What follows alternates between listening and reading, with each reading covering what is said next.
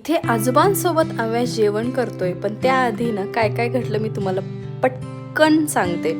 तर दुपारी जेव्हा अव्याश उठला त्याच्यानंतर त्याच्यावर थोड्याच वेळाने लगेच त्याची केअरगिव्हर आली आणि दोघं मस्तपैकी इथे ना लपाछपी खेळतात.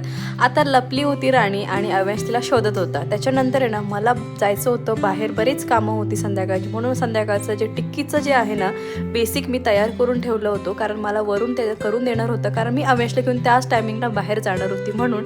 तर इथे मी ना भोपळा, हिरवा भोपळा आणि जे बटाटा असतो तो छान बॉईल करून आहे ना किसून वगैरे भोपळा घेतलेला आणि वेगवेगळे पीठ टाकून छानपैकी ना त्याचं असं सेट करून ठेवलं पीठ.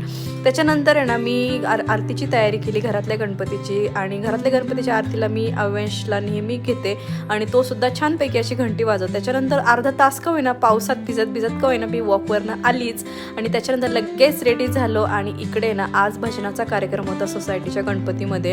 इतका अप्रतिम भजन होतं की आम्ही सगळेच ना मुलांना घेऊन गेलेलो आणि आमचे मुलंसुद्धा खूप एन्जॉय करत होते. अव्यांश वगैरे, अव्यांश म्हणा सिया म्हणा दोघंही खूप एन्जॉय करत होते आणि भजनाचा कार्यक्रम खरंच सुंदर होता. त्याच्यानंतर आम्ही भजन वगैरे एन्जॉय केलं आणि त्या ज्या आंटी होत्या ज्या भजन म्हणणाऱ्या त्या खरंच खूप सुंदर आणि अगदी तालासुरामध्ये अगदी उत्साहात, त्यांच्यामध्ये वेगळाच उत्साह होता. तर हा जो उत्साह आहे ना मला तरी वाटतं त्यांच्या अशा उत्साहानेच ना सगळं वातावरण एकदम मंगलमय झालं होतं.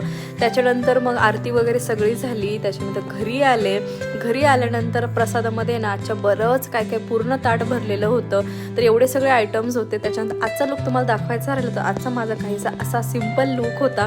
त्याच्यानंतर पप्पांना भूक लागली म्हणून चला त्याच्या आधी वरून ना बेबीला खाऊ घालत होता इकडे, जी मी टिक्की बनवली होती ती, आणि इथे मी पप्पांचं ताट रेडी करायला घेतलं. पप्पांना जेवायला दिलं आणि दोघं आजींना ते मस्तपैकी दोघं मिळून जेवण करतात.